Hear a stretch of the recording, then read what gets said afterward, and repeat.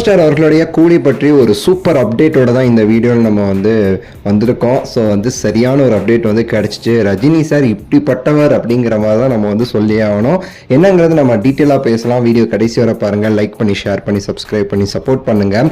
ரீசெண்டாக பார்த்தீங்கன்னா இந்த கூலி ஆடியோ லான்ச் அப்படிங்கிறது மிக பிரம்மாண்டமாக நடந்துச்சு. ட்ரெய்லர்லாம் வெறித்தனமான ஒரு ஹைப்பை படத்திற்கு ஏற்றிடுச்சு அப்படிங்கிறதுல மாற்றுக்கிறதே கிடையாது. அந்த ட்ரெய்லரில் அந்த ஃப்ளாஷ்பேக் ரஜினிங்கிறது பெரிய ட்ரெண்டாக போய்கிட்டு இருக்கு. ரீசெண்டா நம்ம தெலுங்குல பாத்தீங்கன்னா ஹைதராபாத்ல இந்த படத்துடைய ஒரு ப்ரீ ரிலீஸ் ஈவென்ட், ஒரு பிரஸ் மீட் மாதிரி வச்சிருந்தாங்க.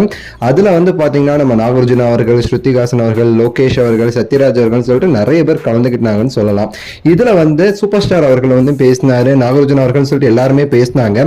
அதுல முக்கியமா பாத்தீங்கன்னா சில விஷயங்கள் ரஜினி சார் பேசும்போது சொன்னாரு. லோகேஷ் கனகராஜ் அவர்கள் பாத்தீங்கன்னா தமிழ் சினிமாவுடைய ஒரு ராஜமௌழி, அப்படி அவர் எடுத்த எல்லா படமே சூப்பர் ஹிட் தமிழ் சினிமால. ஸோ அந்த கூலி திரைப்படமுமே சரி சூப்பர் ஹிட் ஆகும் அப்படிங்கிறத ரஜினி சார் சொல்லாம சொன்னாரு.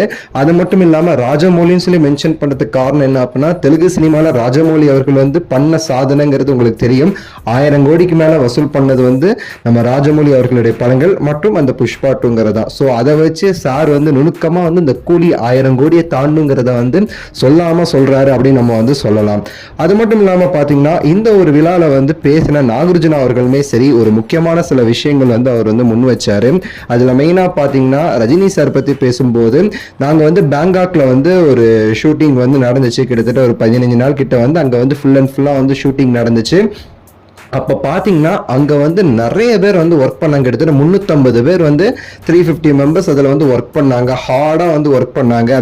அதை முடியும் போது பார்த்தீங்கன்னா ரஜினி சார் எல்லாருக்குமே சரி அமௌண்ட் கொடுத்தாரு. அங்கே எல்லாரோட கையிலையுமே காசு கொடுத்து நீங்கள் வீட்டுக்கு போகும்போது உங்கள் ஃபேமிலிக்காக ஏதாவது நல்லதாக வாங்கிட்டு போங்க அப்படின்னு சொல்லி அதுக்காகவே தனியாக ஒரு அமௌண்ட் ரஜினி சார் இப்படி எல்லாருக்குமே கொடுத்தாரு. அப்படிப்பட்ட மனசு உள்ளவர் தான் சூப்பர் ஸ்டார் அவர்கள். அவருடைய மனசை பாருங்க அப்படின்னு சொல்லிட்டு நாகார்ஜுனா அவர்களுமே சரி ஒரு பாயிண்ட் சொல்லியிருப்பாரு. இது ரெண்டுமே சரி மிகப்பெரிய அளவில் பேசப்பட்டுக்கிட்டு இருக்குது அப்படின்னு நம்ம சொல்லலாம். சூப்பர் ஸ்டார் அவர்கள் ஆடியோ லாஞ்சில் சொன்ன மாதிரி நாகார்ஜுனா அவர்களை ரொம்ப புகழ்ந்து தள்ளிட்டாரு. எனக்கு முடிய கொட்டிடுச்சு, ஆனால் நாகார்ஜுனா அவர்கள் இப்பவும் சரி அப்படி மின்னுறாரு, அது காரணம் அந்த எக்ஸசைஸ் தான் அப்படிங்கிறத இந்த ஒரு விழாலையுமே சரி அவர் ஏவி மூலமா ரஜினி சார் பேசியிருப்பாரு. அதுல குறிப்பிட்டு சொன்னாருங்க. உங்களோட கருத்தை சொல்லுங்க, லைக் பண்ணுங்க, ஷேர் பண்ணுங்க, சப்ஸ்கிரைப் பண்ணுங்க. அடுத்த வீடியோவில் சந்திக்கின்றேன். நன்றி, வணக்கம்.